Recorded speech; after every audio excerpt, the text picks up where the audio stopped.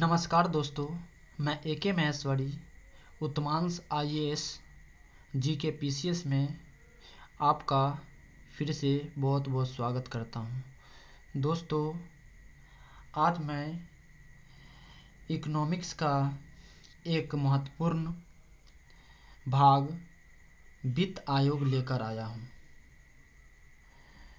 दोस्तों, यह जो टॉपिक है वित्त आयोग GK पॉइंट ऑफ व्यू से बहुत ही महत्वपूर्ण है।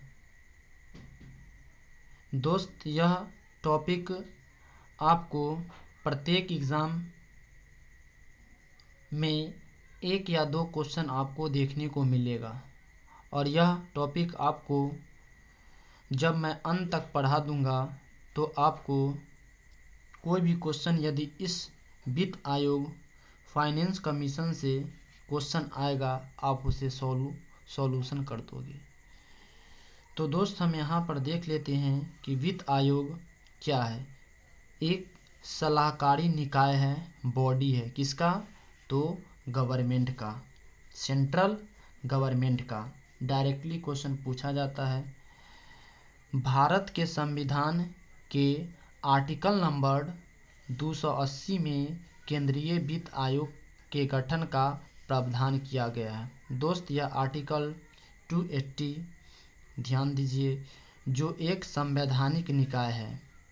मीन्स इसका यही हुआ कि इसका जो वर्णन है 280 में वित्त आयोग का, वह संविधान के आर्टिकल नंबर 280 में है। लेकिन वित्त आयोग फाइनेंस कमीशन को पढ़ेंगे कैसे? यह एक चैलेंजिंग पॉइंट होती है। वित्त आयोग का गठन, संरचना या स्ट्रक्चर, वर्क और इम्पोर्टेंट पॉइंट्स क्या क्या होता है। तो दोस्त, गठन, संरचना, वर्क और इम्पोर्टेंट पॉइंट को दोस्त हम यहाँ पर देखेंगे। इन सभी के कामों के बारे में जानेंगे। ध्यान से देखा जाए मेरे दोस्तों, जैसा कि आपको मैं बताया कि जो इसका गठन, संरचना और वर्क और इम्पोर्टेंट पॉइंट कौन कौन सी है, तो इस तरह से हम इसको देख लेते हैं। गठन, वित्त आयोग की स्थापना 1951 में हुई थी। वित्त आयोग का गठन भारत का राष्ट्रपति करता है। राष्ट्रपति हर 5 साल के लिए वित्त आयोग का गठन करता है। डायरेक्टली क्वेश्चन बन रहा है मेरे दोस्तों। नोट में थोड़ा दोस्त देखिए, राष्ट्रपति अपने आवश्यकता अनुसार भी 5 साल से पहले भी वित्त आयोग का गठन कर सकता है। मीन्स उसे भंग करके, हटा करके एक नया आयोग को ला सकता है। यदि गवर्नमेंट अच्छी तरह नहीं चल रही है वित्त आयोग की वजह से, तो उसे हटाकर एक न्यू वित्त आयोग को, फाइनेंस कमीशन को ला सकता है। अगर राष्ट्रपति को लग रहा है कि जो आयोग हमने बनाया है वह सही से काम नहीं कर रहा है, तो वह चेंज कर सकता है। 5 साल पहले गठन कर सकता है या 5 साल पहले भी चेंज करके एक नए गठन को ला सकता है। इसकी दोस्त हम स्ट्रक्चर यानी संरचना को देख लेते हैं कि किस तरह से इसकी स्ट्रक्चर को बताई गई है। जैसे कि दोस्तों यहाँ पर बताया गया है कि राष्ट्रपति जी वित्त आयोग का गठन करते हैं, जिसके अंदर एक होता है अध्यक्ष एवं 4 होते हैं उसके अध्यक्ष। इसको वित्त आयोग कहा जाता है। जैसे कि दोस्त यहाँ पर आपको मैं कुछ इस तरह से स्ट्रक्चर से बता रहा हूँ कि इस वित्त आयोग के जो अध्यक्ष होते हैं राष्ट्रपति साहब होते हैं और इसके 4 बॉडी होते हैं, गठन करते हैं राष्ट्रपति, और इसके जो मेन अध्यक्ष एक होते हैं और इसके 4 सदस्य होते हैं, मेंबर्स होते हैं, तो वित्त आयोग बन जाता है। दोस्त, इसे आप ध्यान दीजिए, अध्यक्ष एक सदस्य का शपथ राष्ट्रपति ही दिलाता है। अध्यक्ष और सदस्य जो भी होते हैं उसका जो ओथ राष्ट्रपति साहब ही दिलाते हैं। अध्यक्ष जो N.K. सिंह 15वें वित्त आयोग के अध्यक्ष थे और सदस्य शक्तिकांत दास अभी वर्तमान में हैं और N.K. सिंह अभी वर्तमान में इस वित्त आयोग के अध्यक्ष हैं। अशोक लहरी सदस्य हैं, अनुपम सिंह सदस्य हैं, रमेश चंद्र सदस्य है। दोस्त यह 2020 का रिसेंटली आंकड़ा है, डेटा है। जो वित्त आयोग के सदस्य हैं उनकी योग्यता क्या होनी चाहिए? ध्यान दीजिए मेरे दोस्तों, उच्च न्यायालय के योग्य होना चाहिए कि वह उच्च न्यायालय के जज बन सके, वित्त मामलों की समझ हो, मतलब कि भारत का जो फाइनेंस डिपार्टमेंट है अच्छी तरह से उसे नॉलेज प्राप्त हो, अर्थशास्त्र का विशेष ज्ञान हो।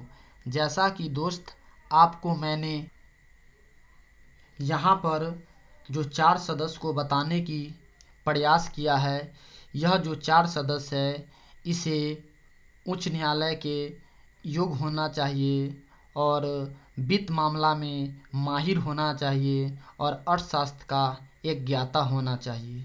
यही बात दोस्त मैं आपको यहाँ पर बताने की कोशिश कर रहा हूँ। वित्त आयोग का काम क्या होता है? जो केंद्र सरकार और राज्य सरकार के बीच करों यानी टैक्स के वितरण की साझेदारी तय करना जो होती है वित्त आयोग का काम होती है। केंद्र सरकार को फाइनेंस कमीशन सजेस्ट करता है कि आपको कितना पैसा कहाँ पे इन्वेस्ट करना है, किस प्लान में देना है, यह फाइनेंस कमीशन बताता है। जैसे कि हाल के समय में कोरोना वायरस के टाइम में सभी व्यक्ति को 500,000 रुपया जिसका खाता जीरो बैलेंस से खुला है धनजन के तहत आया है, तो यह सब परामर्श कौन? तो फाइनेंस कमीशन दिया कि टैक्स को किस प्रकार से डिस्ट्रीब्यूट करना है। और दोस्तों आपको यह बात पता होनी चाहिए कि किसी भी राज्य फुल स्टेट हो या हाफ स्टेट हो, उस हाफ स्टेट या फुल स्टेट को कितनी पैसा मिलनी चाहिए यह जो तय करता है फाइनेंस कमीशन ही तय करता है। केंद्र सरकार यहाँ पर है दोस्त, यहाँ पर रुपया है, वित्त आयोग इसको किस तरह से बैलेंस करता है, किस तरह से सलाह देता है, आप इसे देखिए। राजस्व का कितना प्रतिशत केंद्र के पास होगा और कितना प्रतिशत राज्य को दिया जाना चाहिए, ये सब वित्त आयोग ही तय करता है। जैसे कि एग्जाम्पल आप यहाँ पे देख लीजिए कि कोई अगर स्टेट है और इस स्टेट को जो सेंट्रल है वह कितना पैसा देगा एक साल में ताकि उस स्टेट के जो सिविल है उसकी सर्विस दी जाए, यह कौन तय करता है? तो यही फाइनेंस कमीशन तय करता है। यही बात यहाँ पर बताया जा रहा है।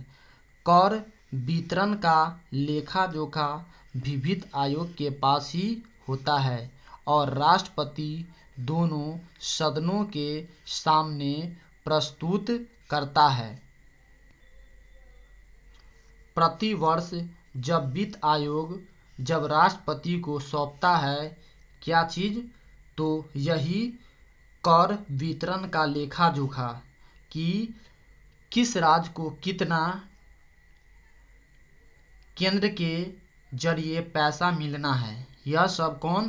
प्रति वर्ष वित्त आयोग राष्ट्रपति को एक सूचित पत्र देते हैं और उस पत्र में लिखा जाता है कि यूपी को इतना पैसा मिलनी चाहिए, हरियाणा को इतना पैसा मिलनी चाहिए, तब जाके राष्ट्रपति उस पर सिग्नेचर करता है और सेंट्रल कोष में से निकाल कर दे दिया जाता है। वर्तमान में वित्त आयोग के अध्यक्ष एन.के. सिंह हैं, जो 15वें वित्त आयोग है। वर्तमान में वित्त आयोग के सदस्य शक्तिकांत दास, अशोक लहरी, अनुपम सिंह और रमेश चंद्र है। IMP पॉइंट दोस्त हम यहाँ पर देख लेते हैं। फर्स्ट वित्त आयोग केसी नियोगी थे। टाइम इसका 1952 से 1957। 14वें वित्त आयोग YV रेड्डी थे। इसका टाइम पीरियड 2015 से 2020 तक। और 13 में विजय केलकर थे। क्वेश्चन डायरेक्टली आपको दोस्त पूछेगा। 15वें वित्त आयोग के अध्यक्ष एन.के. सिंह 1 अप्रैल 2020 को अपॉइंटमेंट हुए और इसका जो टाइम पीरियड है, टाइम वर्क है 2025 तक। नोट यहाँ पर देखिए मेरे दोस्त, राज्य वित्त आयोग का गठन